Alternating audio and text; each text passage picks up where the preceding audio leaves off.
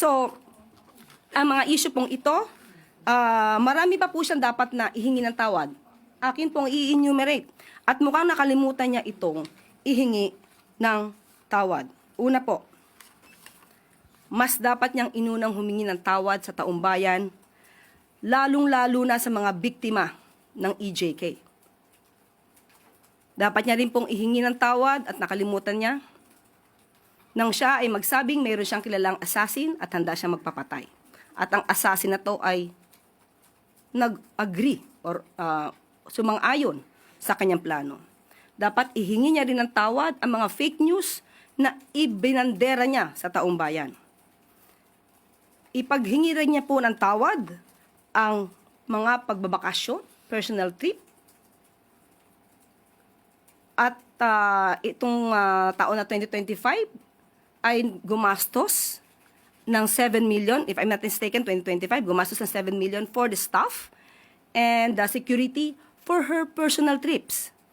Dapat po rin niyang ihingi ng tawad nang tinanggap niya ang pagiging sekretary ng DepEd kahit inamin niya na wala siyang kaalam-alam sa pagiging sekretary ng DepEd.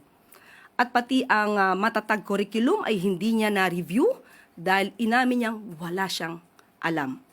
Malaking kasalanan po yan sa taumbayan.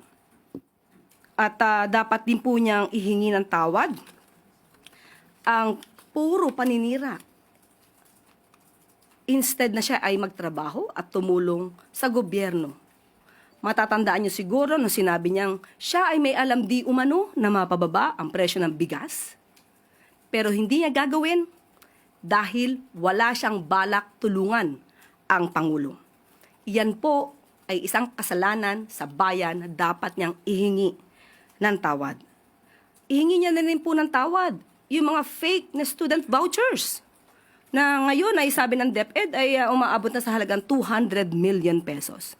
Ihingi niya na rin po ng tawad ang mga panis at nabubulok na pagkain na i-deliver sa mga mag-aaral natin. Pati po yung mga missing school materials na hindi na-deliver sa mga estudyante. Ilan lamang po yan sa dapat niyang ihingi ng tawad sa bayan. Yusek, Senator Risa recently